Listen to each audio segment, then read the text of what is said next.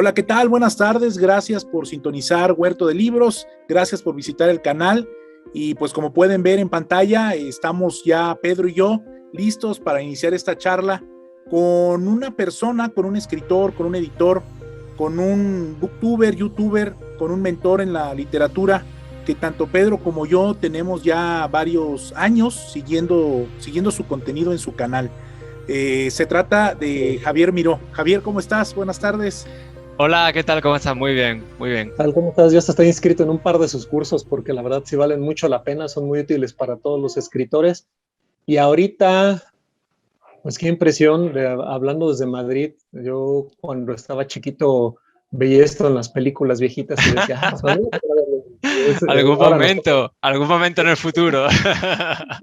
Y ahora nos toca vivirlo. Qué hermosa época para estar vivo. Muchas gracias, Javier. Huerto del Libro sigue de manteles largos. De verdad que la calidad de invitados que hemos tenido pues, nos tiene muy contentos que estas grandes personas hayan accedido a trabajar con nosotros. Nos da mucho gusto, sobre todo para el crecimiento del canal y para difundir la obra de los invitados y el trabajo de los invitados, que la verdad son personas maravillosas todas. Sí, Ay, me deja sin palabras. Perdón, me he metido de cuando no no, correspondía. No, para nada. para nada, No te Javier. preocupes, estamos entre amigos. Me tenéis que cortar también, que yo vengo ya caliente del Twitch y ya cualquiera me para. Muy bien. No, perfecto, perfecto, Javier. Pues como te comenta Pedro, la verdad es que el contenido que nos compartes a través de tu canal, que por cierto, pueden visitar su canal de Javier, se llama Javier Miró, está en YouTube, da consejos y tips para escritores muy buenos, la verdad. Él siempre genera contenido y nos habla desde su experiencia. Es un camino que él ya ha andado como escritor, como editor, como fundador y director también de una especie de incubadora de escritores, que también ahorita nos platicará de ella, pero pues bueno, Javier, ¿qué te parece si comenzamos platicando un poco de tus inicios en la escritura, de esos primeros años en donde identificaste que tenías vena de escritor, para que quienes están viendo el canal y de repente tienen ese gusanito, pues vean cómo identificar, ¿no? Esos síntomas del escritor. Vale. Hay que saber que, a ver, yo ya tengo 40 años, que yo me siento joven, pero yo entiendo ya que hay un recorrido y sé que mucha de la gente que nos está escuchando es bastante más joven. Ellos están viviendo en un mundo que no es el que vivimos nosotros. Yo cuando empecé, yo supe muy pronto que quería escribir, lo supe desde el principio, yo era un niño, ya estaba escribiendo cosas, aunque fueran cómics mal hechos, pero ya lo estaba haciendo. Pero cuando ya me quise poner en serio, estaba mucho más solos en ese momento. Tú ten en cuenta que yo tenía menos de 20 años y las redes sociales no existían, internet había muy pocos sitios, no lo tenía todo el mundo en sus casas, de manera que sí que uno sí sentía la soledad al principio porque no conocías a nadie que fuera escritor, toda la gente que tú le decías, te daba miedo decirle a la gente que escribías porque nadie te entendía, porque decía, mira, no te juntes con él que escribe, que dice que escribe. Ajá. No, porque yo me he dado cuenta con el tiempo que a la gente le gusta mucho ver series y películas y leer libros, pero no le gusta juntarse con los que las escriben. Es como, ay, quita, aparta. A ver, que yo lo entiendo. Pero la soledad que experimentábamos antes, pues era más fuerte que hoy en día. Hoy en día tú tienes la posibilidad de contactar a través de Twitter, tienes canales de Twitch y de YouTube, de gente que está escribiendo, que está dando consejos, como es mi caso y muchísimas personas más. Lo puedes encontrar incluso en Instagram. Por todas partes puedes encontrar gente que está dando recursos y que te está ayudando a no sentirte tan solo. Y volviendo a la pregunta que me hiciste, yo me sentía, pues eso, sentí un poco la soledad, no sabía por dónde ir, no sabía por dónde tirar, necesitaba a alguien a quien agarrarme. Cuando conocí a alguien que tenía un poquito de experiencia en el tema, me agarraba como fuera para poder aprender lo máximo. Y así fue como fui dando mis primeros pasos. Primeros pasos equivocados porque no lo conocía muy bien y luego siguiendo muchos consejos, que la mayor parte de ellos fueron muy buenos, otros no tanto, pero la mayor parte de ellos fueron muy buenos. Y yo hoy en día lo que yo hago es aconsejar a partir de la experiencia que yo tengo y que yo voy acumulando. A mí me queda todavía muchísimo camino por delante, pero entiendo que ya tengo una parte recorrida y que si yo puedo quitarle trabajo a la gente que viene detrás, pues lo voy a hacer pues con el ejemplo de las cosas que voy haciendo, que ojo, que no son leyes ni son reglas Son simplemente consejos que se pueden aplicar, que me consta que muchos de ellos son buenos, pero entiendo también que otros no le venga bien a todo el mundo, porque esto de la escritura es complejo y no hay unas leyes hay cinceladas ahí en granito. No es así, no funciona así. Y no sé, no sé si te he respondido, ¿no? Más o menos, sí, por supuesto que sí, claro. Por ejemplo, tu primera novela, la primera que publicaste fue Rebelión, si no me equivoco, con una editorial pequeñita. La idea para Rebelión, ¿cómo llegó? ¿Cómo surgió? ¿De dónde viene Rebelión? Que si no recuerdo mal, es una especie de ucronía. Más o menos. Más o menos.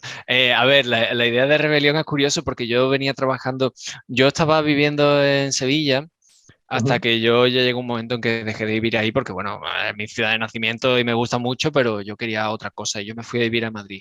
Y con la idea de desarrollar mi carrera de escritor, que en esa primera etapa cuando lo hice, pues no lo conseguí, pero bueno, por lo menos sí que terminé mi primera novela, que fue esa, Rebelión. Las otras novelas en las que yo había trabajado antes, había habido de todo, pero muchas de ellas las había planificado muy bien y tenía una idea muy clara y me estaba basando en una idea. Y cuando llegó la idea de Rebelión, quitó de en medio todas las demás y fue una de estas cosas que te llega y ¡pam! Te golpea y te dice, es esto en lo que tienes que trabajar a partir de ahora y te olvidas de todo lo demás. Entonces me vino así como muy de sopetón. Y si te soy sincero, no soy capaz de decirte de dónde salió la idea. Es cierto que Rebelión está basada en Madrid. Madrid es un poco, es un Madrid distópico en un futuro en el que... Distópico, dividido en... No, esa como es si la fuera última Berlín, novela. ¿no? Esa es Ojalá tú nunca. Esa es la última. Ahí, yo lo entiendo porque yo al final me repito con las temáticas, aunque no son tan parecidas, pero están pasadas también en Madrid. En la Madrid de Rebelión es un poco un personaje más de la novela. Y tenía mucha importancia porque ya te digo que no sé dónde salió la idea, pero sí que es cierto que la ciudad de Madrid era la primera ciudad donde yo, bueno, no la primera, pero una de las ciudades donde yo me iba a vivir y que me impactó muchísimo y que pudo muchísimo conmigo y mucha parte de mí como escritor se forjó en esa Madrid. Entonces esa Madrid está reflejada. La ciudad está destruida por completo, pero está reflejada en la obra. Y creo que si tenemos que sacar un sitio donde vino la inspiración, puede ser que la propia vivencia del cambio de ciudad, bueno, una ciudad tan distinta al resto del país, que no sé si la conocéis, pero vamos, no tiene nada que ver con el resto del país. Está Madrid y el resto del país no hay nada. La ciudad está como súper bien y todo lo demás está súper mal. Entonces es un cambio, es un choque. Fíjate que de eso que comentas, Javier, también acá en México lo padecemos. Acá en México hay, pues a lo mejor 4 ciudades que tienen muchas posibilidades para todos los giros, pero de ahí en fuera, pues la verdad es que el país también está un poquito atorado, ¿no? De repente, Pedro y yo hemos tenido la fortuna aquí en el estado de Guanajuato de tener una dirección de cultura a nivel estado de Guanajuato que sí invierte en la literatura y en el arte, o sea, sí hay una planeación y sí apoyan mucho a los escritores, a los escultores, a los dibujantes, pero a veces es un poco difícil, como tú comentabas de tus inicios en Sevilla, estar en un lugar en donde no haces eco o de repente sientes que no hay eco a tu necesidad y a tu pasión.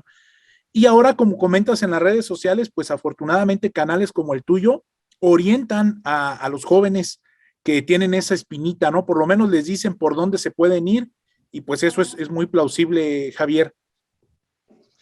Sí, la verdad es que incluso puedes contactar, pues como estamos haciendo nosotros ahora mismo, que estamos cada uno, pues estamos muy separados entre nosotros y sin embargo, pues podemos tener este diálogo y podemos compartir cosas de escritura que antes, bueno, a mí me suena de gente gente de mi propiedad que empezaron antes que yo y que han tenido correspondencia por carta con otros escritores, que también que también es bonito, ¿no? Pero no es lo mismo. Eso es muy importante, fíjate, el contacto entre los escritores, precisamente por eso, en general, para toda actividad humana, el contacto entre gentes con intereses afines es muy importante, porque yo en lo personal, mi verdadero crecimiento como autor se dio a partir de que me empecé a presentar en las ferias del libro, en la Feria del Libro de Guadalajara del 18, justo antes de que naciera Cristalita. empecé a conocer a más autores y ellos me empezaron a dar las primeras charlas y consejos respecto a lo más técnico, ¿no? Mira, el interlineado, el espacio entre párrafos, la presentación de tal o cual. Y afortunadamente después se dio lo del taller del Instituto Estatal de la Cultura ahí con el licenciado Raúl Bravo, que nos ha apoyado muchísimo.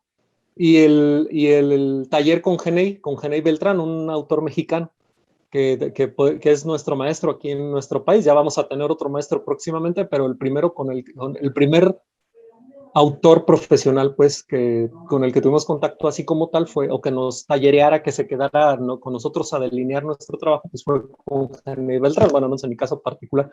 Y a partir de que me asocié con Mason, he encontrado pues ese crecimiento, algo que yo sentía que no tenía antes y ha sido el contacto con él, el contacto constante, escribirnos, mostrarnos nuestro trabajo, asociarnos en Huerto de Libros con otros escritores, lo que siento que ha hecho que yo en lo personal crezca mucho como escritor.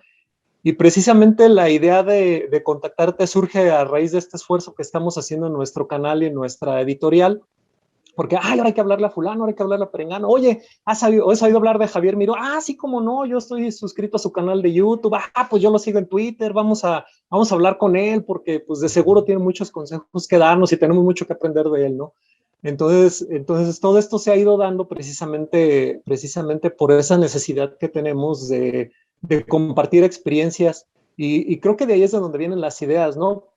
Por poner un ejemplo, pues los pintores ¿cómo se llamaba? La época dorada, ¿cómo se llamaba ahí cuando se juntaban Toulouse-Lautrec Los y todos ellos en impresionistas. París?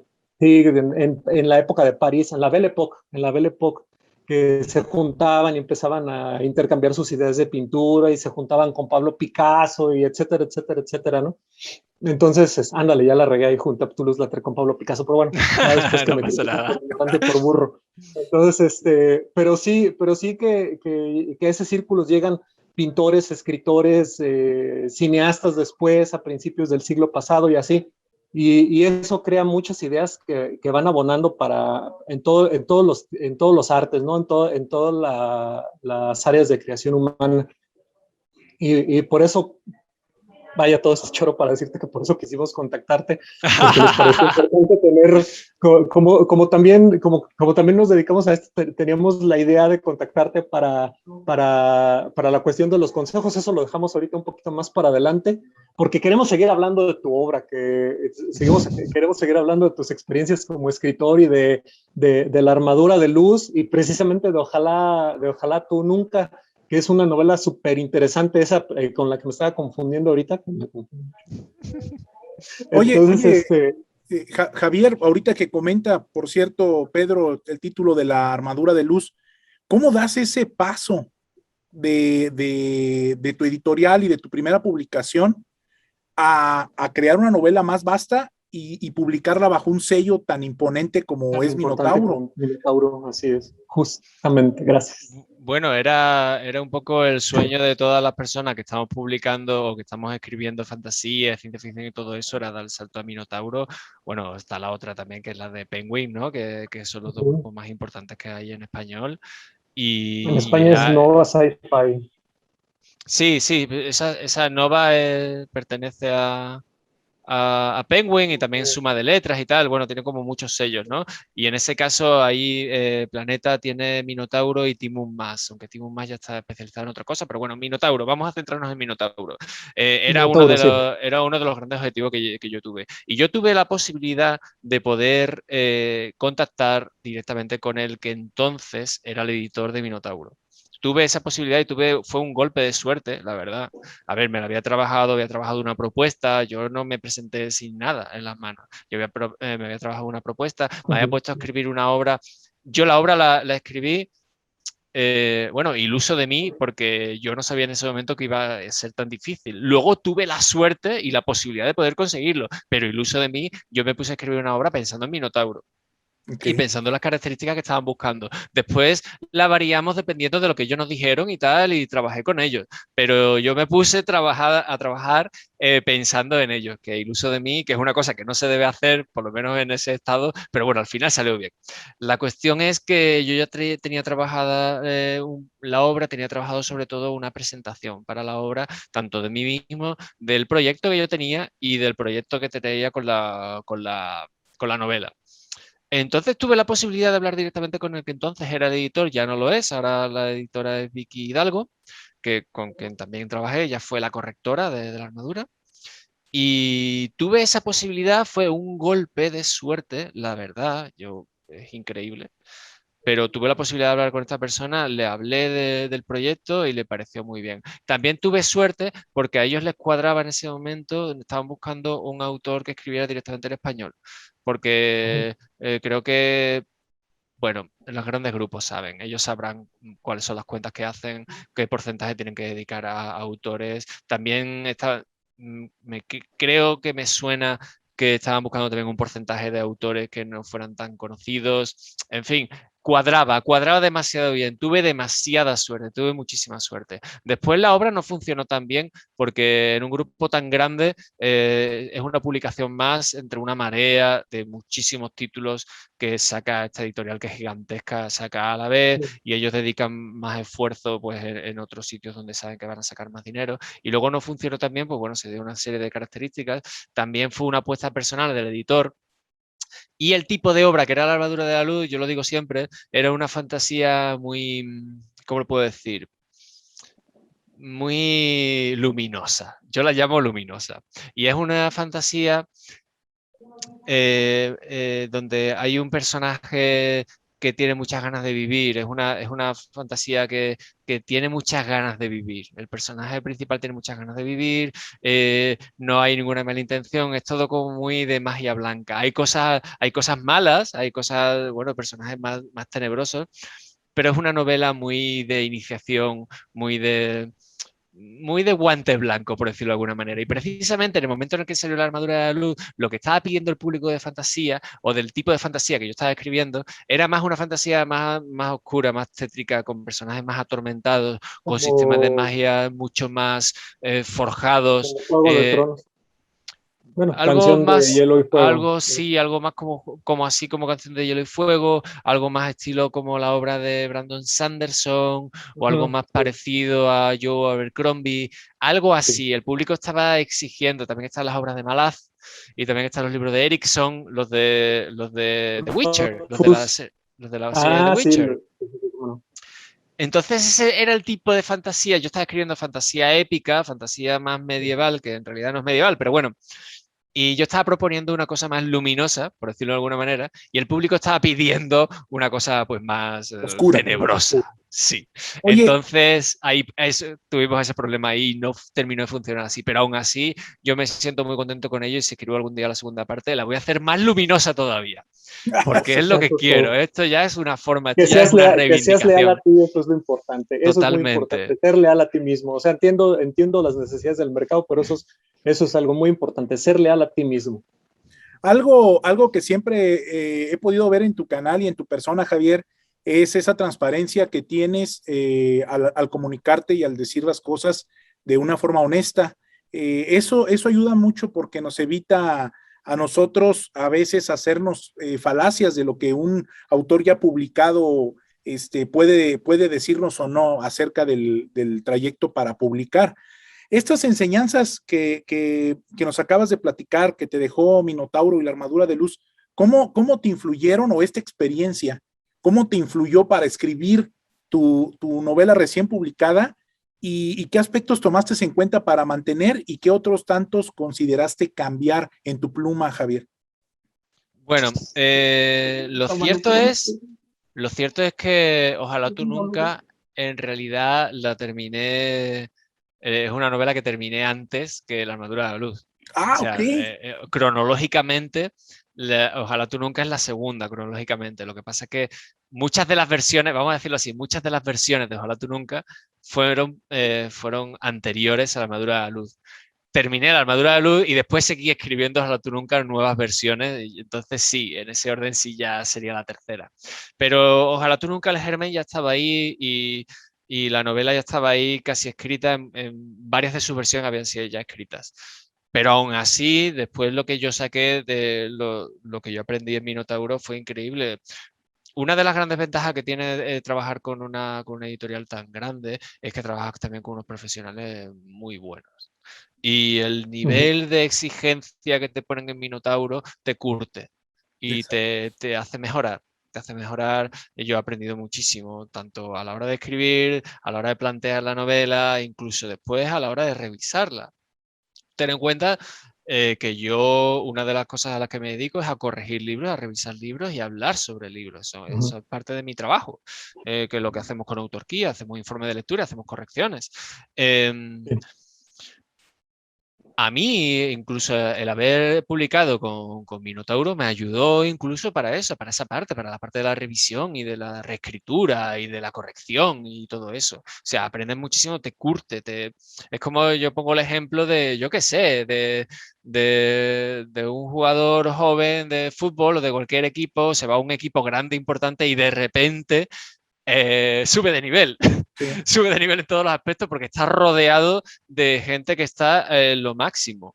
Entonces el nivel de exigencia es tan alto que te obliga, es que ni siquiera te obliga, es que tienes que mejorar, es que estás obligado a mejorar, es que la mejora viene sola. Y luego ya, si tú aprovechas el tirón, vas implementando las cosas que vas viendo, las cosas que vas aprendiendo y sales ganando, sales ganando. Entonces sí que se pueden encontrar muchos de los consejos que yo doy en mi canal, tanto en el canal de YouTube, en los vídeos, como en los directos que estoy haciendo ahora mismo en Twitch. Ahí se va viendo también muchas de las cosas que yo he aprendido ahí, porque si es que todo esto es un proceso y no paras de aprender y no paras de agregar cosas a lo que ya sabía. Y bueno, es bonito, ¿no? Yo quiero verlo como algo bonito, como algo que te aporta no solamente como escritor, sino que también como persona.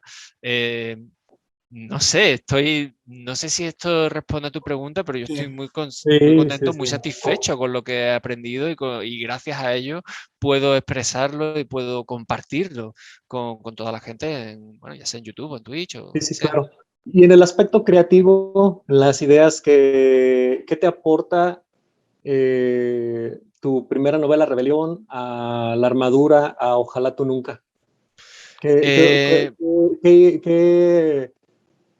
¿Qué parte del proceso creativo mejoró conforme ibas escribiendo tus novelas?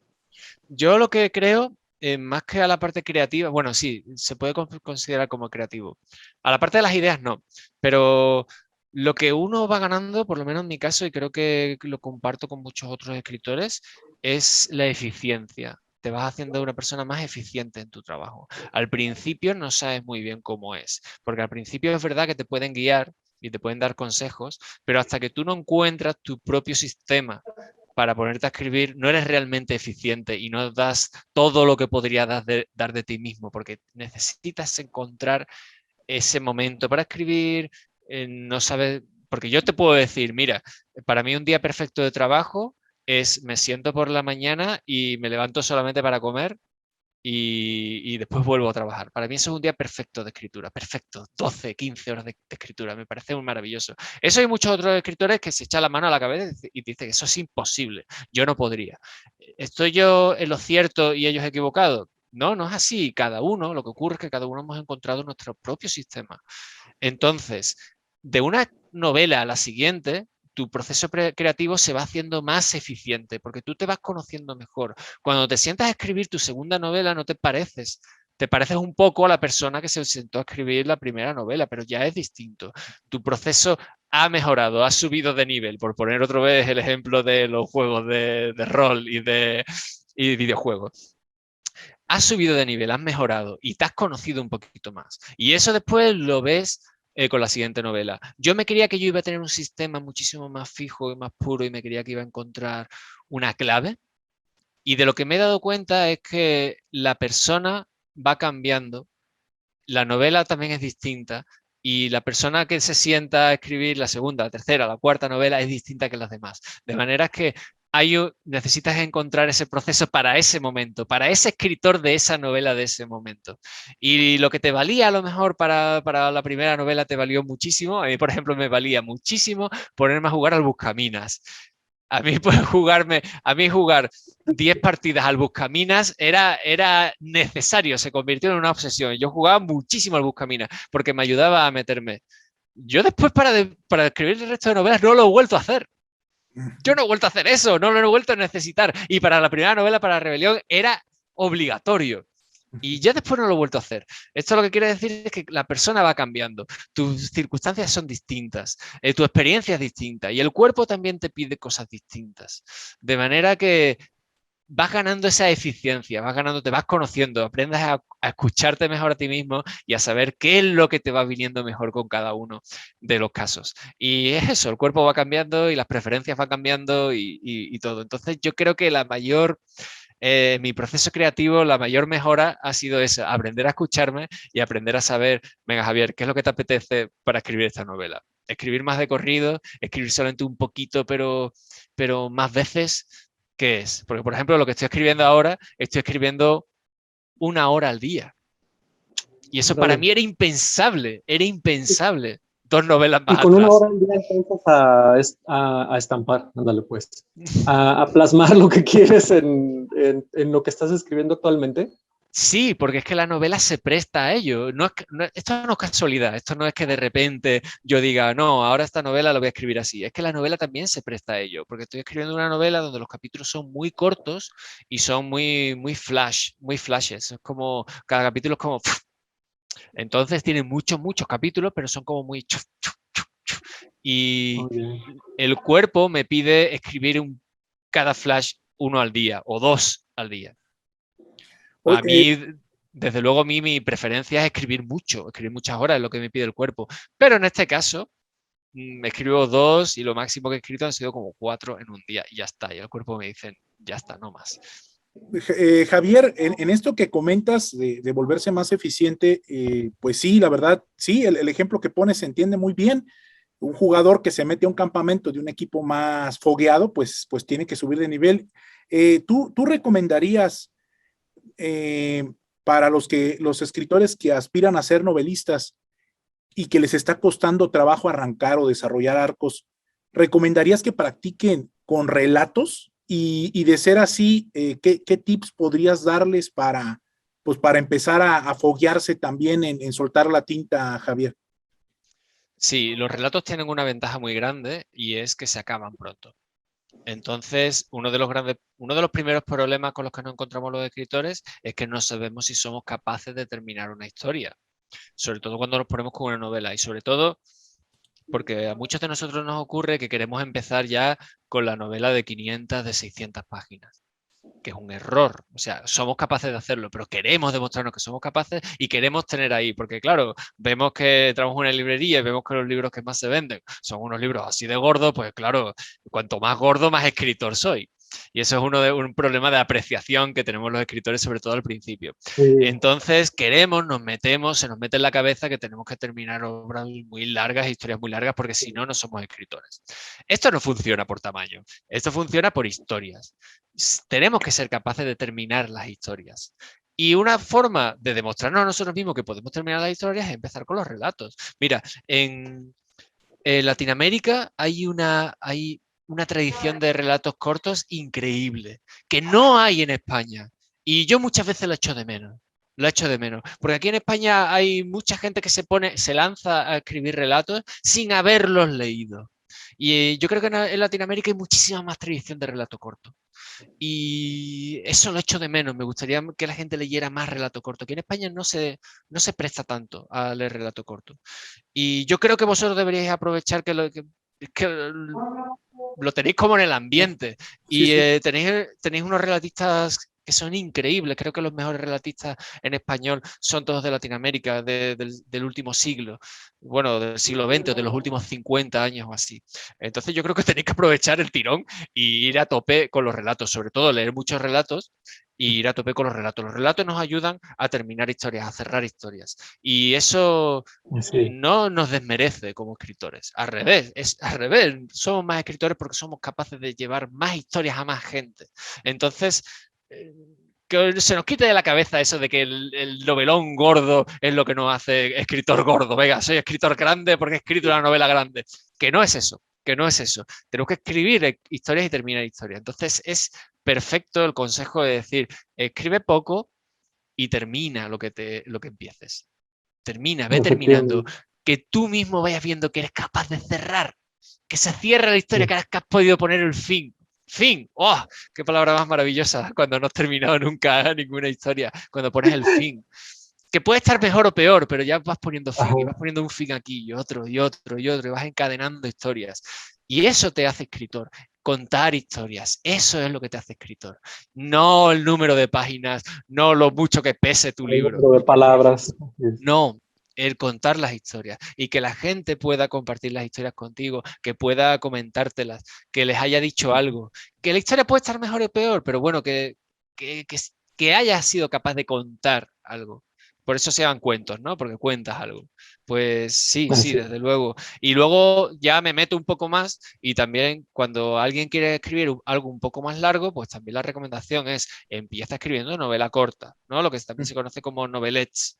Algo de 30.000 palabras, de 20.000, 35.000, 40.000 como mucho. Te estás metiendo en una historia que ya necesita otro ritmo, necesita otra fluidez distinta. Pero también te va a ayudar a cerrar historias y también te va a ayudar, pues eso, a ser capaz de contar y de demostrarte a ti mismo que puedes terminar una historia y contarla desde el principio hasta el final, y también es más fácil de escribir, ¿no? Porque es menos tiempo, menos esfuerzo, va a ser más barata de corregir, va a ser más fácil de entregársela a un editor, bueno, tiene muchísimas ventajas. Vas a encontrar más lectores porque le estás ofreciendo algo que es muy finito, entonces puedes animar a que un lector se acerque a ella, o va a ser siempre más barata porque es más pequeña también. Son muchas las ventajas que tiene el escribir en corto para los escritores, sobre todo al principio, son muchas. Y esa gran idea que a lo mejor tenemos todos para un tomo de 700 páginas, o para una trilogía, o para, yo qué sé, para una serie de 12 libros, esa grandísima idea vamos a dejarla más adelante para cuando tengamos más experiencia y ya nos hayamos demostrado nosotros mismos que somos capaces de cerrar historias y que ya no nos vamos a equivocar tanto a la hora de escribir esas series, porque una serie larga tiene eso, que tiene muchas oportunidades de equivocarte. Así es. Pedro, ¿quisieras comentar algo de lo que nos acaba de compartir Javier antes de hacer la primera pausa? No, bueno, es que sí, muchas cosas no se me agarran en curva porque fíjate que sí, precisamente lo comentábamos el otro día, ya no me acuerdo exactamente con quién fue, que precisamente para uno de los últimos trabajos que yo tengo actualmente, el haber escrito los relatos cortos que tenemos disponibles en nuestra editorial me ayudó mucho para poder hacer más ágil la historia. Ya terminé el primer borrador y prácticamente estoy listo ya para mandarla. Mi intención es mandarla a un certamen. Pero precisamente fueron los relatos, porque hubo un tiempecito que me dio una pausa para escribir los relatos cortos, o entre pausas y pausas escribí ahí un relato corto. Y creo que esa experiencia me ayudó mucho para poder concluir más rápido este trabajo. Sí fue muy valioso. Y la pregunta que tenía yo en mente ahorita, por ejemplo, respecto a la obsesión que tenemos con revisar nuestros borradores. Imagino que con tu primer novela la cantidad de veces que la revisaste fue astronómica. Para La armadura debe haber sido un poquito más mesurada, y en Ojalato nunca, bueno, más bien en Ojalato nunca más mesurada, y ya la última debe haber sido bastante más corta. ¿Cuántas veces o qué es lo que recomiendas tú que sea más apropiado para revisar un texto? Porque habemos algunos que somos obsesivos y hasta que no sentimos que cada punto, cada coma, cada punto y coma, comillas, etcétera, están en su sitio, no estamos contentos. Y he visto pues trabajos publicados que parece que el autor traía como prisa por terminar el trabajo, y en la editorial, por ser alguien que ya era conocido, le aceptaron el trabajo así como venga, ya vente, tráetelo así como esté. Sí. Javier, ¿te parece si regresamos de la pausa con esa pregunta? Cierro el video y mandamos la liga para la segunda parte y cierre. Vale, estupendo. Regresamos para pedirle a Javier que nos apoye con su respuesta al planteamiento que Pedro nos hizo antes de la pausa. Javier. Bueno, ya sabéis lo que dicen, ¿no? Que no existe trabajo finalizado, sino trabajo abandonado. Nunca, esto lo que quiere decir es que nunca vas a estar al 100% conforme con tu trabajo y siempre lo vas a poder revisar, siempre vas a poder cambiar un poquito, siempre... Y ya llega un punto en el que cambias las cosas de sitio simplemente porque un día ya te suena mejor que otro. Cuando estás metido en la vorágine de revisar y revisar y revisar y revisar, ya ahí llega un momento en el que ya no te mueves, ya no vas a ningún sitio. No es lo mismo que cuando dejas reposar un texto y vuelves a él un tiempo después. Si has hecho bien tu trabajo como escritor y has leído mucho y has seguido investigando y has seguido trabajando y tal, cuando vuelves a un texto pasado el tiempo, deberías mejorarlo o deberías ser capaz de mejorarlo. Y es lo que nos suele ocurrir. Los escritores somos mejores, vamos mejorando. Si hemos hecho bien nuestro trabajo y hemos seguido leyendo y hemos seguido investigando y hemos seguido... Eso se nos nota, se nos termina notando. Si dejamos un texto que repose, cuando volvemos a él podemos mejorarlo de verdad. Pero cuando estamos en la vorágine de revisar y otra vez y otra vez y otra vez, ya llega un momento en el que ya lo que estamos haciendo es cambiar las cosas de sitio. Ya el salón tiene los muebles que tiene, por mucho que los cambies de sitio, ya está, no quites más. ¿Qué vas a hacer? Ya que te queda es cortarle las patas a la mesa, poner las sillas en la pared, ¿qué te queda ya por hacer? No hagas eso, ya si ya estás dándole vueltas, ya para. Yo un consejo que le digo a la gente que funciona muy bien es mándaselo a un corrector profesional. ¿Por qué? Porque te cuesta el dinero y ya tú mismo por tu propio bolsillo dices, mira, ya está, ya he pagado, ya no cambio nada más, porque ya si cambio algo ya va en contra de mi economía. Y ahí cuando nos toca la economía a los escritores, que siempre vamos tan necesitados, pues ya ahí ya eso es determinante. El hecho de que ya no toco nada más porque me ha costado el dinero. Ahí ya cuando nos tocan el dinero, ya ahí tenemos una buena solución. Entonces, mándaselo a un corrector profesional, le pagas y ya está. Eso ya tú mismo, la parte, digamos, analítica de tu cerebro te dice, se acabaron las correcciones. ¿Has pagado? Se acabó. Sí, Se acabó. sí, porque la corrección está bastante cariñosa.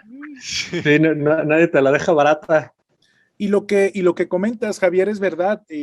A veces hasta uno corre el riesgo de en una revisión apurada quitar algo que funcionaba a lo mejor bien y a lo mejor uno por quererle adornar, se lleva algo que funcionaba.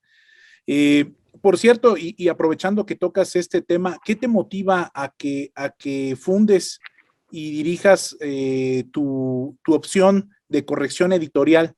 ¿Qué te motiva? ¿En qué año la inicias? ¿Y cómo notas tú a los escritores que solicitan tus servicios cuando se llevan una obra pulida? Vale, son dos preguntas, a ver si me acuerdo de la segunda, porque la primera era por dos motivos y uno está relacionado con otro.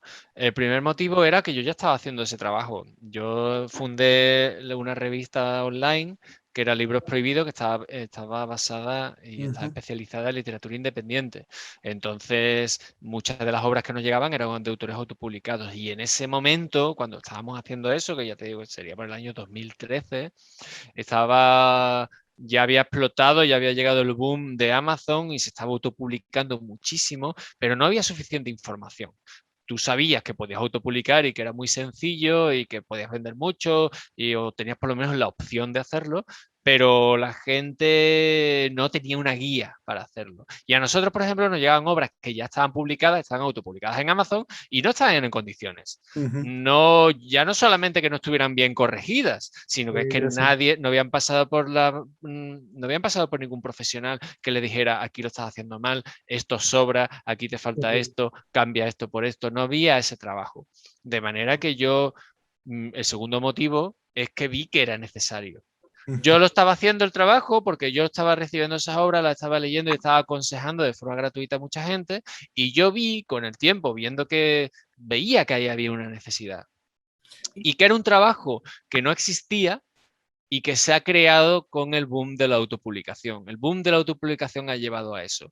Yo tenía esa opción o montar una editorial. Por suerte se me apareció la Virgen y no monté una editorial porque que es el negocio más ruinoso de la historia. Por suerte tuve esa suerte y fundé Autorquía, que era basada en los autores que se querían autopublicar, que al final trabajo con todo tipo de autores, también he trabajado con autores publicados por editorial, incluso importante, incluso he trabajado con autores a los que yo incluso admiro, pero trabajar sobre todo con esos autores que lo estaban necesitando, porque yo noté que había una necesidad del público. Y luego, que me he acordado de la otra pregunta, era que sí que se nota cuando te viene un texto que no está trabajado a cuando tú ya lo devuelves. Sobre todo cuando ha hecho el proceso entero. El proceso entero es, con respecto a nosotros, hay más, pero con respecto a nosotros es que nos llega a nosotros el texto, nosotros le hacemos el informe de lectura, que es el trabajo del editor, en realidad. El editor se lee el texto y le pasa el texto anotado al autor y le dice, aquí cambia esto, mejora esto, mira a ver si puedes explicar mejor esto, mira a ver si puedes quitar de esto. Ese es el trabajo del editor. Pues nosotros, si nos llega para un informe de lectura, hacemos el trabajo del editor. Lo que pasa es que se lo ponemos detallado en un informe y aconsejamos cuáles son los cambios o cuáles son las cosas para que el libro mejore o para que llegue mejor al público, siempre pensando en el público, porque yo entiendo que si un autor no está interesado en el público, no me lo va a pasar a mí para que lo trabaje. Yo eso lo entiendo. Entonces, siempre me baso en su público, en su tipo de público, en qué le puede gustar más y cómo puede llegar mejor sus ideas al público. Ese sería el primer paso con respecto al trabajo que yo hago. El segundo es que una vez que el autor recibe ese texto, algún cambio tiene que hacer. De lo que le hemos propuesto, tiene que hacer algún cambio, lo tiene que seguir trabajando. Muy raro, ocurre, pero muy raro es que te llegue el libro del informe de lectura y no tengas que cambiar nada. Muy, muy raro, extremadamente raro. ¿Alguna vez ha ocurrido? No contemos con ello en un próximo futuro, pero bueno, estas cosas pasan, pero es muy raro que ocurra. Entonces, si tú haces todos los cambios que te hemos propuesto, el siguiente paso es el corregirlo. Nos lo pasas de nuevo y lo que nos pasas es la versión final. Es la versión definitiva y por eso corregimos la versión definitiva. No te vas a poner a corregir una versión que no es definitiva porque todavía le caben cambios. Si vas a corregir un texto y de luego me lo vas a cambiar, habrá que cambiar, vas a cambiar cosas que están corregidas y además va a haber que corregir las cosas nuevas. Entonces, lo que tú pasas para la corrección es el texto definitivo. Corregimos el texto definitivo y ahora sí tenemos un texto finalizado. Desde este texto que yo te envío corregido, con los cambios, al texto que me llegó a mí para el informe de lectura, hay una buena diferencia. Hay una muy buena diferencia. Y es un porcentaje alto de mejora lo que tienen los textos con este tipo de cosas. Muy alto, muy, muy alto. Fíjate que esa misma duda me circulaba a mí hace rato en la cabeza y me la acabas de contestar también. Pues entonces el trabajo de corrección y el trabajo de edición, aunque van de la mano, pues cada uno tiene sus etapas, ¿no? Es como, aunque puede haber cierto traslape, pero en realidad cada quien va a hacer nada más una parte de la chamba y le va a sugerir a la otra parte lo que le conviene al autor. Y por ejemplo, cuando trabajas a cuatro manos, ¿cómo hacer ese trabajo? Y digo, vas a decir, bueno, la única diferencia es que le mandas a los dos autores el trabajo y que cada quien haga la parte que le toca. Pero creo yo que cuesta más trabajo porque tienes que convencer a dos mentes diferentes de lo que les estás proponiendo.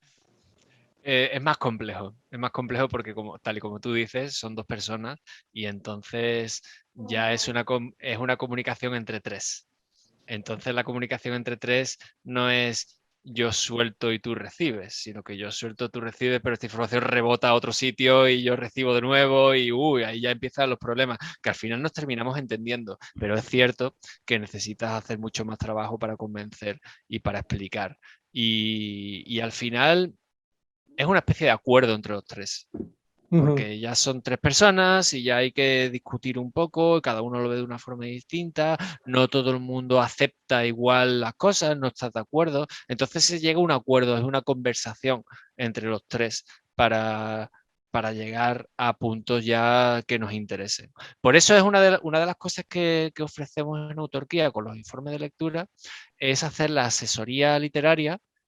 La ofrecemos un poquito más barata porque está asociada al informe. Y es una asesoría que podemos hacer porque ya hemos leído el libro y es una hora en la que yo hablo, por regla general las hago yo, hablo cara a cara con la persona. Si son 2 escritores, pues hablo con los 2 en una reunión como la que tenemos ahora. Y de ahí, de esa reunión, además de solventarse muchas dudas que les quedan, que les suelen quedar a los autores, salen ideas para mejorar el texto. No porque yo diga tenéis que hacer esto, esto y esto y yo, todas son mis ideas, yo os las regalo. No, no, no, no es eso. La labor del asesor en ese caso es hacer preguntas y guiar un poco al autor. Las respuestas las tienen que dar los autores porque es su obra. La respuesta la dan los autores. Yo no te digo cómo lo tienes que hacer, pero te puedo dar unas pautas y te puedo guiar un poco de manera que eso te va a ayudar y da pie a nuevas ideas. Y de esas asesorías han salido muchas ideas buenas. De hecho, cuando lo he dicho antes, un autor que yo admiro, que le hice el informe de lectura, de una de estas sesiones que hice con él, salieron muchas de las respuestas de dudas que él tenía y que, bueno, las ha solventado y que lo veremos este año, creo que en noviembre sale su novela. Órale. Y Excelente. bueno, bueno, para mí de momento es el punto más alto que he alcanzado trabajando con Autorquía, es hacer el informe de lectura de este autor. Pero curiosamente, durante una asesoría surgieron, porque él ya tenía la información en el informe de lectura, pero la asesoría surgió la respuesta porque le llegaron dudas. Decía, vale, ahora tengo que afrontar estos cambios, pero tengo que trabajar en estos cambios, tengo que trabajar en cómo hacerlo. De la asesoría te ayuda mucho, te da pie y salen cosas muy interesantes. Es, Y cuando son 2 autores, perdón, cuando son 2 autores, ayuda también mucho la asesoría posterior, ayuda también mucho a que se vea más claro y que se encuentren soluciones, incluso que sea 3 personas en total.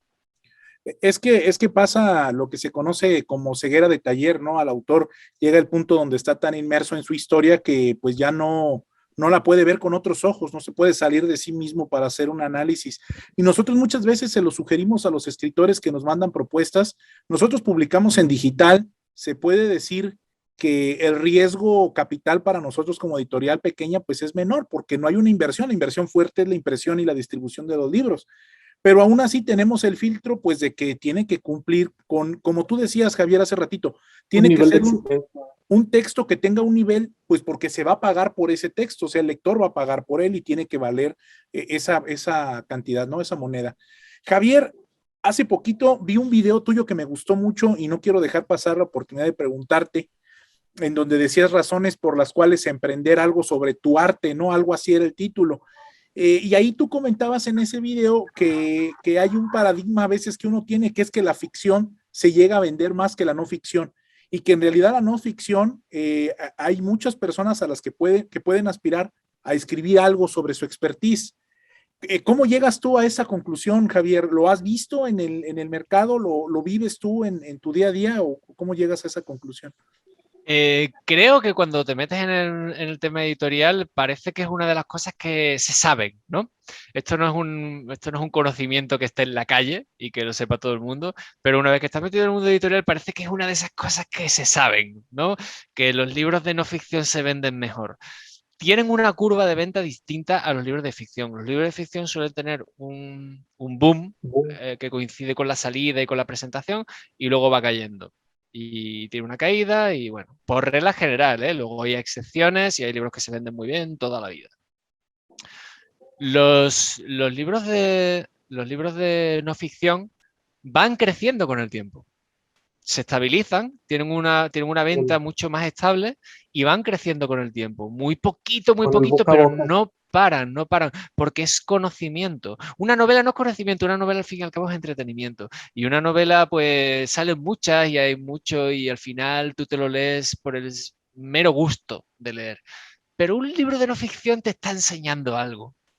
De manera que ese conocimiento se va como, digamos, agregando y eso va pasando con los lectores también y se venden de una forma diferente los libros de no ficción. Y esto yo tengo la prueba empírica con el manual de autopublicación de Autorquía, es que lo he vivido tal cual. Salió el libro, tuvo su lanzamiento, tuvo mucho esfuerzo por mi parte por venderlo y por promocionarlo y todo, pero no tuvo ese pico, o sea, tuvo un número de ventas aceptable al principio y luego decayó un poco, pero sí que he notado que se estabilizaba, nunca llegaba a cero, sino que se estabilizaba y que con el tiempo iba mejorando y que no han parado de llegar las reseñas al libro, no han parado de llegar valoraciones y es un manual para autopublicar que tiene 5 años ha cumplido, 5 años y sigue vendiéndose. No hay mes que no me lleguen ganancias por parte de Amazon, por ejemplo. Y se vende también en papel. O sea, no es una locura, no es en plan, Buah, yo ya me retiro, el manual de autopublicación ya puedo vivir de ello. No, no es eso. Pero, pero sí que notas que tiene una vida, tiene un ritmo de vida muy distinto a las novelas. Y también os voy a decir que el manual de autopublicación ha vendido más que mis otras 3 novelas juntas. Ah, ok. ¿Vale? A ver, son 5 años. Sí, Y mis sí. novelas van vendiendo cada vez más. Con cada una nueva que saco voy vendiendo más. Igual, no es para decir ya me voy a dedicar a vivir, a no hacer nada. No, no es eso, pero sí que van mejorando. Pues el manual de autopublicación, con esa venta sostenida a lo largo del tiempo y que ha ido y que no ha parado de crecer, ha vendido más que las 3 juntas. Excelente. Entonces, soy la prueba viviente. Y no es una excepción, es más bien la regla. La no ficción se vende mejor, está mejor considerada y se mantiene, se sostiene mejor a lo largo del tiempo. Por eso las editoriales luego prefieren las autoayudas y cosas por el estilo. Javier, yo tengo una duda con tus influencias. Vaya, ahorita voy a tratar de asentar mi respuesta porque estamos aquí hablando tres escritores de literatura fantástica. Entiéndase por literatura fantástica las tres grandes ramas que muchos autores consideran, ¿no? Fantasía, ciencia ficción y terror. Dentro de tus influencias, recuerdo que alguna vez mencionaste que querías hacer un trabajo a 4 manos con Terry Pratchett. Digo, Sí.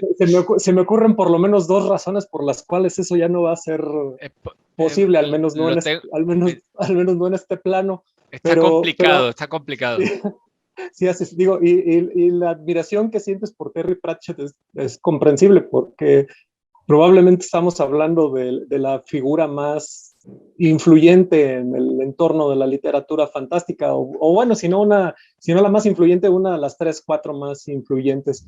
Pero aparte de Terry Pratchett, ¿quién más? Tú dices, él es mi ídolo, él también es mi ídolo, a mí me gusta él, tengo mucho de él en mis historias. Bueno, esa es muy buena pregunta porque yo también me la hago muchas veces y yo voy pasando de gran influencia a gran influencia porque depende de cómo me pille y depende de cómo ocurre con los libros que como tú no eres el mismo, depende del momento en el que te lleguen, pues te marcan más o menos. Incluso ocurre que a lo mejor hay obras que no te han gustado y que si lo hubieras leído en otro momento de tu vida, pues igual sí te gustaron. Entonces hay un poco como de arbitrariedad, ¿no? Con las lecturas y con Con los la autores. madurez. Es un poco arbitrario, mucho más arbitrario de lo que creemos. Nos creemos que lo tenemos bajo control y es mentira. Es mucho más arbitrario de lo que parece. Depende mucho de lo que hay a tu alrededor. Entonces, por eso mismo, yo soy consciente de ello y no me veo capaz de decirte, esta es mi grandísima influencia. ¿Hay algún nombre? A mí me gusta, me encanta Úrsula K. Le Guin, me encanta, Sí, me como encanta, me encanta. No ha habido nada de ella que yo diga, esto no me sirve. Incluso las obras que menos me han gustado, le he encontrado un pozo y le he encontrado un mensaje y una forma de narrar. Siempre, siempre me cautiva, sí, me una cautiva. genia la maestra Leguín. Y en muchos aspectos, en muchos, muchos aspectos. Entonces, creo que ella sí que me ha influido más. Porque, por ejemplo, ha habido otros autores que he disfrutado más, como George R.R. Martin, de Canción de Hielo y Fuego, me parece simplemente increíble, me parece simplemente pues inigualable. Está a un nivel muy difícil de alcanzar en todos los niveles. Y no estoy hablando solamente de la fantasía, estoy hablando de literatura en sí. O sea, lo que ha sido capaz de crear este hombre me parece Sí. que no tiene parangón. No tiene parangón y muchos están tardando en reconocérselo. Pero bueno, Sí, a sí, lo sí. mejor la serie no ha ayudado. Pero bueno, eh, eh, a lo mejor he disfrutado más con la obra de George R.R. Martin que con la de Ujú. Ursula K. Le Guin. A lo mejor me ha hecho pasar mejor tiempo. Pero sin embargo, sí que noto una influencia por parte de Ursula K. Le Guin. Y me cuesta trabajo encontrar Sí, es muy referentes. difícil también. Me A la hora que uno cuesta, piensa, a la hora que me uno cuesta. piensa, dices, ay, y es que cuando estás escribiendo, luego lo tienes muy claro, ¿no? Ay, así como esta novela, y dices, ay, vamos a ver cómo lo puedo yo, Sí, cómo yo lo puedo agregar a mi texto.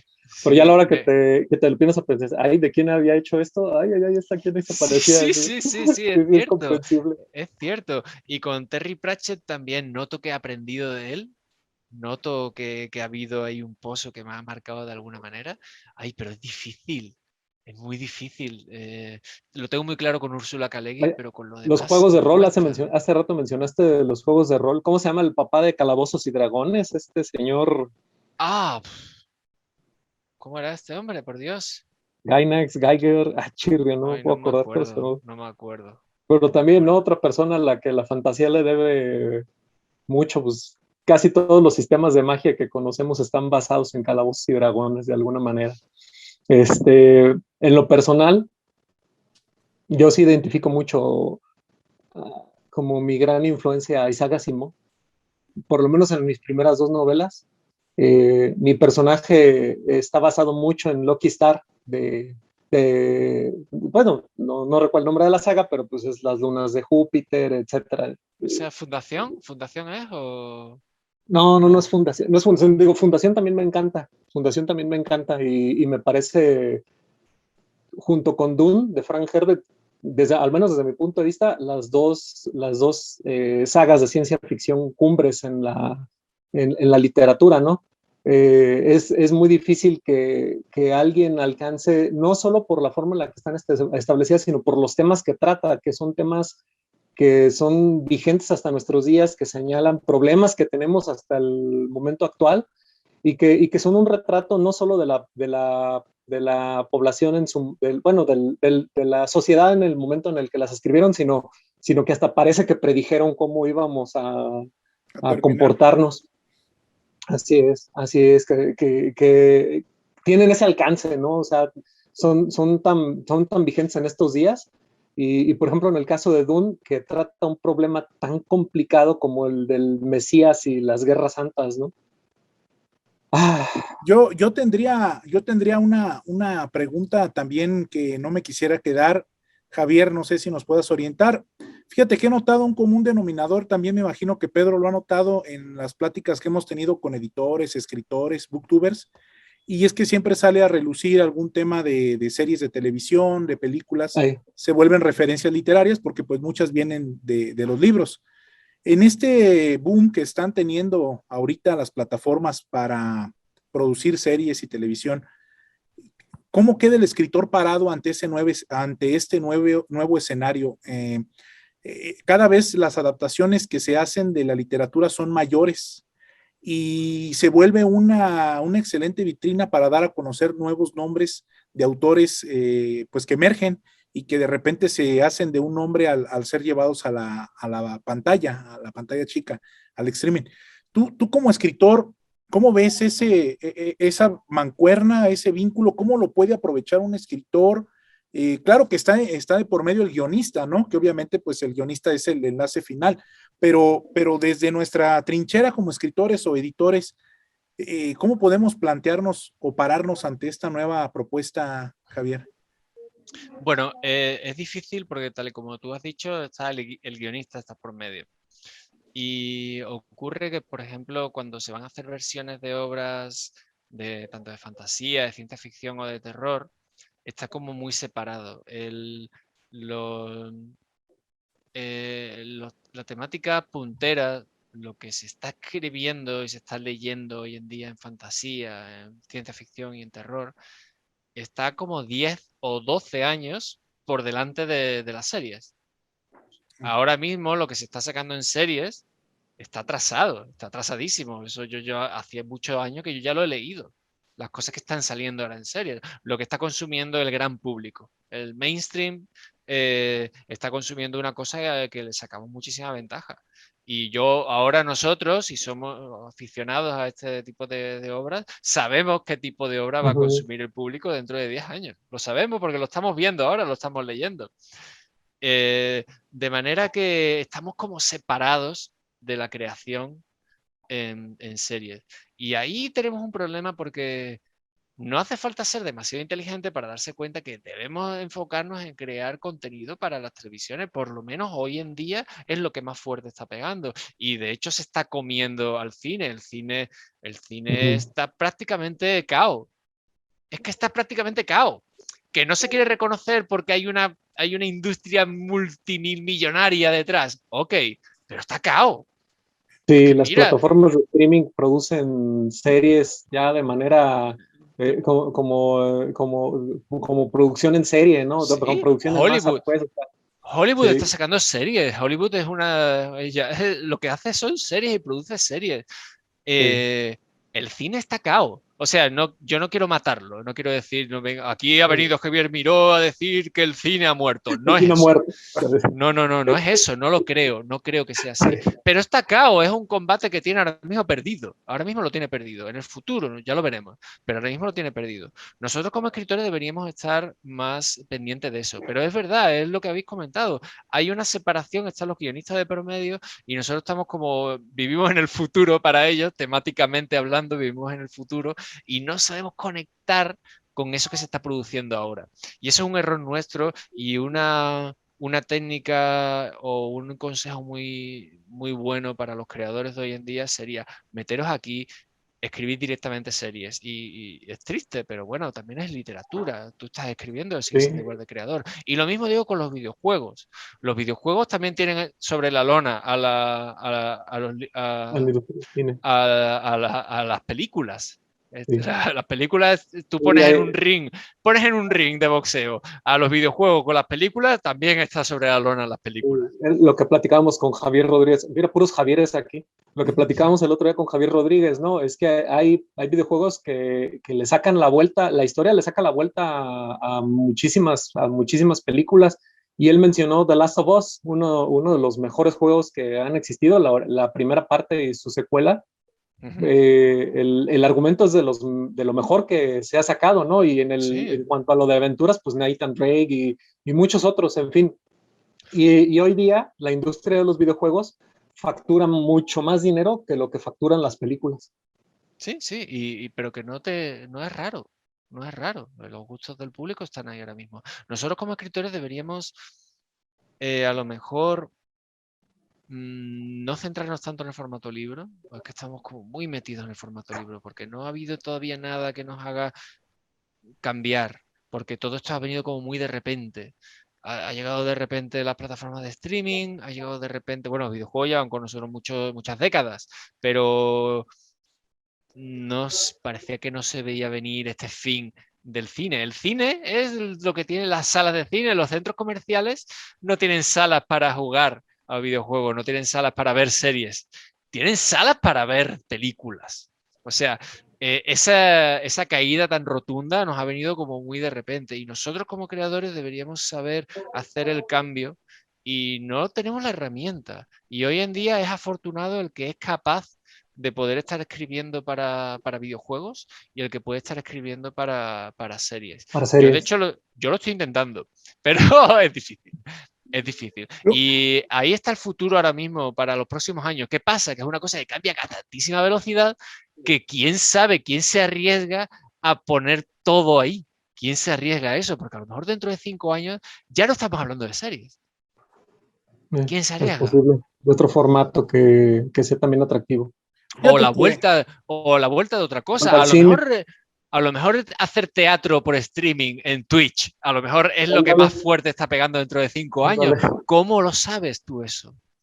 Sí. ¿Cómo lo sabes? Es cierto, sí, Javier, y fíjate que de este video que te comentaba que vi en tu canal fue que me surgió esta duda porque yo creo que lo difícil de una historia es darle el arco, ¿no? Es contar una historia que tenga personajes memorables, buenos diálogos, escenarios, pero todo eso se puede transmutar a un guión, pero el formato es diferente y la forma de escritura es diferente. Incluso a un novelista yo creo que le cuesta un poco adaptarse a la forma de escribir en guión porque es muy conciso, porque es acción presente, porque te tienes que cortar mucho choro que echas en el libro, ¿no? Pero para quienes aspiran a vivir de las letras, y mira, y te agradezco tu opinión muy valiosa, pues volteen a ver, hay que voltear a ver esta nueva posibilidad, porque también es cierto que si una productora se va a arriesgar a invertirle una lana a una adaptación, lo va a hacer de un título que ya tiene, como decías Javier, que ya tiene tiempo en el mercado y que es de un autor conocido.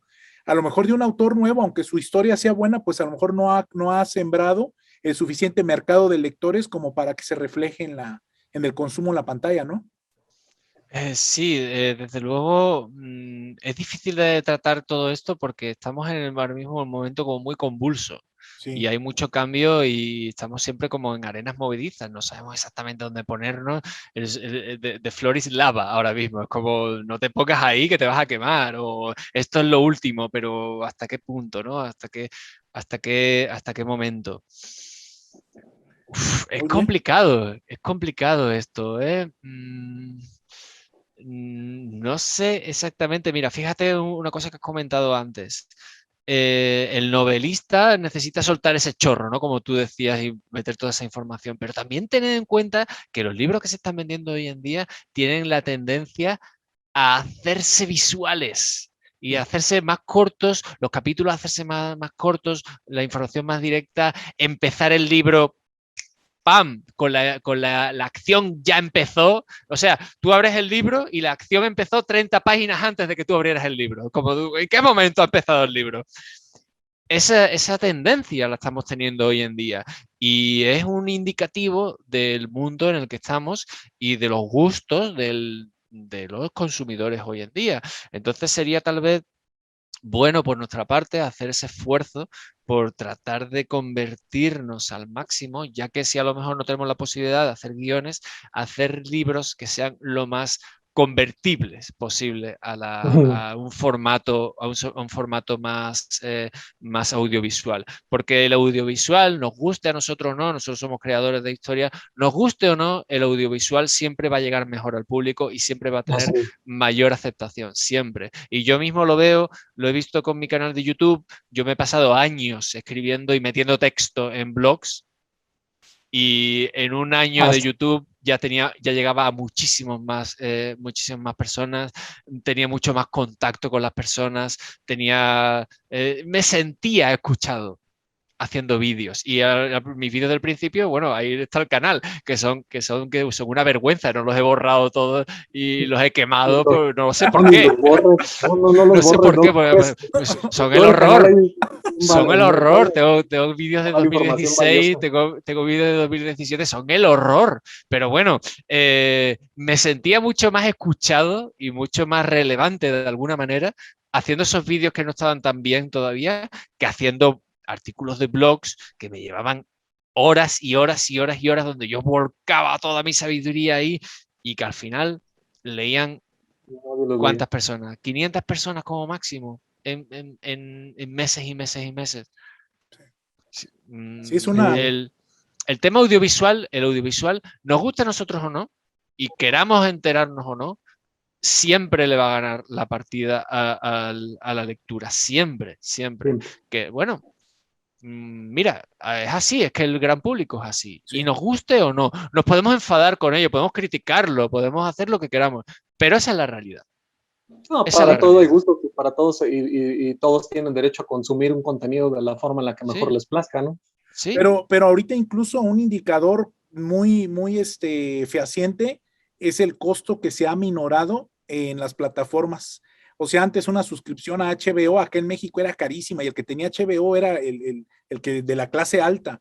Hoy en día HBO acá está en 49 pesos al mes. Y es más, por allí una marca telefónica, no voy a HBO decir, patrocina, ¿no? lo está dando gratis HBO Max lo que resta del año para captar ese mercado que se llevó Disney, que tiene Netflix. Entonces, es indicativo de que a mayor contenido, menor costo, quiere decir que es un contenido de masa. Y en cambio, los libros año con año suben de precio. O sea, producir un libro por eso decía hace rato Javier, que una editorial se puede ir a la ruina con una inversión de un libro que no se vende. Sí, sí, es triste, pero cierto. Y luego también tener en cuenta... al Jonathan Ibáñez, ¿cómo se llama? El Jonathan Ibáñez, el terraplanista ese. Mira, tened en cuenta también una cosa, que el libro va a terminar siendo un artículo de lujo, va enfocado a ser un artículo de lujo, porque cada vez está más caro, tal y como vosotros decís, y es que además se le suma que, bueno, estamos viviendo en un momento en el que el cambio climático se está tornando muy real y lo estamos viviendo muy fuerte, y va a llegar un momento en el que necesitemos formatos más ecológicos y más baratos también. Y al final, nos guste o no, al final el ebook se terminará imponiendo. A nadie nos gusta la idea. O sea, yo leo mucho en ebook porque es parte de mi trabajo, pero a todos nos gusta tener la estantería llena de libros. Sí, a todos. Eso no hay a nadie, a ningún amante de la lectura, que no le encante tener la casa llena de libros.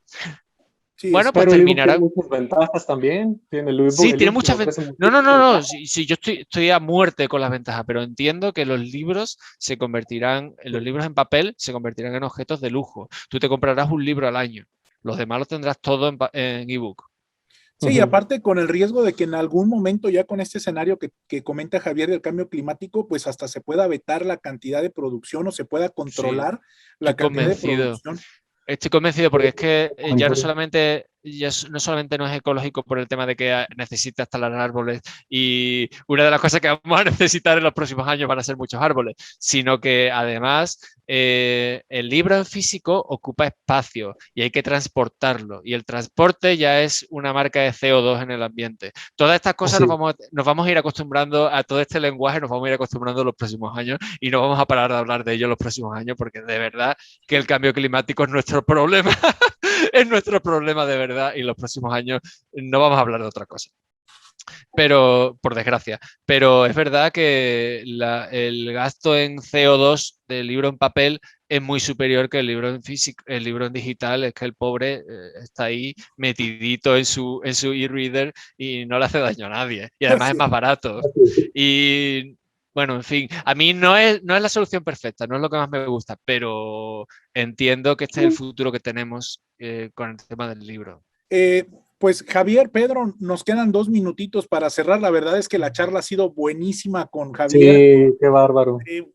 Para despedirte, Javier. Qué gusto, de veras. Y nos has enseñado muchísimo en esta pasadita de 1 hora que hemos estado aquí. Pues muchas gracias, pues yo encantado. Además me habéis dejado hablar mucho. Y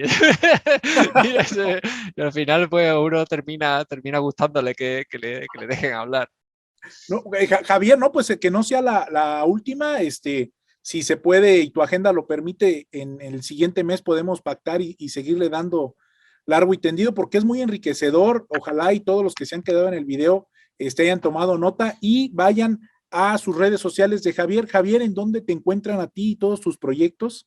¿Dónde no me encuentran? Estoy en todas. Creo que me falta el canal de TikTok, es lo que me falta. Yo sí tengo. Tú sí tienes, ahí me ganas, Pedro. Pero me tenéis en Twitter, me tenéis en Instagram, me tenéis por supuesto en YouTube, en mi canal de Twitch, que le estoy dando mucho contenido últimamente. Tus cursos, Javier, tus cursos, promociónalos, aprovecha. ¿Cómo? Tus cursos, los cursos que vendes en línea. Los cursos a un precio muy accesible. Los cursos que están, sí, he procurado que los cursos sean accesibles a todo el mundo, los cursos que tengo en la plataforma de Udemy para escritores. Espero tener más cursos para los próximos meses, a ver si me da tiempo, termino esta 4ª novela y me pongo... El tiempo que le estoy dedicando a la novela lo voy a ir a muerte a por los cursos, y voy a intentar sacar un curso cada mes en los próximos meses. Estamos de regreso y Javier, coméntanos pues los cursos que tienes disponibles para los escritores. Pedro comentaba que están muy accesibles. ¿Dónde los podemos encontrar? ¿A cuánto están? Si se puede saber, ¿qué promociones hay? Sí, que me había liado aquí a hablar y no me había dado cuenta que se estaba terminando el tiempo en Zoom. Ya me creía que se iba a terminar así el vídeo y que me ibais a poner un cartel que dijera, bueno, Javier tuvo que regresar a su planeta y, y murió de camino. Bueno, La solución. no, a ver, lo que está diciendo de los cursos era que yo conozco por las gráficas que yo tengo, por las analytics de YouTube, conozco de dónde tengo mi público y yo sé que tengo en muchas partes del mundo, sobre todo en América Latina, y que los precios tenía que ponerlo de manera que le pudiera valer a todo el mundo, que no solamente fueran accesibles a una parte de la población, sino que fuera accesible a todo el mundo, y lo puse lo más barato que pude. Entonces, por eso mismo, pues estaba muy pendiente de eso y la verdad es que Udemy ayuda mucho con eso, también ponen muchos descuentos, ponen muchas ofertas y tal, que es fácil encontrárselos más baratos todavía, es muy fácil encontrárselos. De manera que, bueno, ahí termino. Envío a todo el mundo a mis cursos, que de momento son 4, espero que vayan siendo más a lo largo de los próximos meses. Y ya está, poco más, ya eso era lo que me faltaba por decir. ¿Y sobre qué van los temas, Javier? ¿De qué van? ¿De creatividad, de técnica, de estilo? De momento tengo uno de escritura creativa, que con idea de escribir una novela, que son juegos de escritura creativa que digamos que cumplen o que llenan todas las partes que una novela necesita. Están los personajes, los escenarios, están los conflictos, están las motivaciones. Bueno, son como 9 vídeos, cada uno ocupa una parte, de manera que tú te puedes hacer el curso divirtiéndote con los juegos, o si quieres unir lo que vas creando de cada uno de los episodios y tener todos los elementos para hacer una novela. Ese es el de escritura creativa, que es el que mejor está funcionando, es el que más gente ha hecho y que, bueno, tiene muy buenas valoraciones. Tengo otro también de Twitter para escritores, que, bueno, por el nombre ya se entiende muy bien qué es, ¿no? Pero además es que está basado que para gente desde el nivel más básico, de gente que no tenga ni idea de Twitter, pues desde ahí empieza. Luego está un nivel medio para ir ganando nuevos followers y tener ahí una base más importante, y luego tiene la parte final que ya te cuenta todo para gestionar cuentas con miles de seguidores y mantenerlos y aumentarlo cada vez más. O sea, es el curso más completo que tengo, es el de que dura 1 hora y 3/4. Y tengo otro curso que es para escribir relato con idea de presentarse a convocatorias, que habla de escribir relatos, pero también te da consejos para presentarte a la convocatoria, que tiene también su parte técnica. Y por último, el que tengo es de hacer crítica y hacer reseñas, que es para crítica literaria o de cine o de series, de videojuegos, de lo que tú quieras, y te vale para todo tipo de plataformas. Lo puedes hacer ya sea en blog, ya sea en YouTube o en Twitch o en TikTok o en Instagram, donde tú quieras. Y es eso, es para hablar de obras, hablar de ficción o hablar de todo tipo de obras. Esos son los 4 cursos que tengo en adelante. Quiero publicar uno para preparar una novela, que es el primero de 3, que es preparar, escribir y corregir. Pues el primero es el de preparar, lo tengo preparado, y también lo miro para allá porque ahí es donde lo tengo apuntado. Cómo enviar a editoriales los manuscritos. También tengo pensado hacer uno de escritura creativa para vencer a la página en blanco. Y el máster de personajes, que va a ser muy de creación de personajes, que va a ser más que un curso, va a ser un máster. Voy a volcarlo ahí todo y vamos a ver qué tal sale. Y también quiero hacer uno de YouTube para escritores. En fin, tengo como muchas ideas y muy poco tiempo. No, pues, para estar todos excelentes. Todos suenan excelentes y muy interesantes. Javier, por ahí me vas a ver inscrito en alguno. Pedro dice que ya se inscribió, pues ahí vamos a estar. Y a todos los escritores publicados en la plataforma con nosotros, aquí hay una excelente opción, pues para que puedan pulir mejor sus obras y que cuando las presenten, como dice Javier, algún certamen o alguna editorial, pues eleven sus probabilidades de ser tomados en cuenta. Pedro, pues despedirnos de Javier. Javier. Una cosita, dejarles el enlace a mi blog personal, que desde ahí están los enlaces a todos los cursos y vienen explicados todos, y es mucho más fácil. ¿Vale? Y va a estar en la descripción, esa liga que tú nos mandas va a estar en la descripción del video, por supuesto que sí. Estupendo. Nada más quiero agregar HBO Max, Disney Plus, Netflix, patrocínenos. Estaría genial. Pues Sería agradecerte, Javier, la verdad, a mí ya me encantaba tu personalidad en tus videos, la verdad, ahorita que platicamos, no tengo palabras para agradecerle a Pedro que te haya contactado y pues estamos a tus órdenes, Javier. Sí, nada, hombre. Somos grandes admiradores tuyos. Ay, pues nada, pues me alegro más todavía, ha sido un placer, he estado encantado, me he sentido como en mi casa. Qué bueno, ese es el objetivo. Pues buenas noches hasta allá, hasta Madrid, Javier. Bueno, chao, estéis muy bien, buenas tardes para vosotros. Muchas gracias. Cuídense, hasta luego. Chao.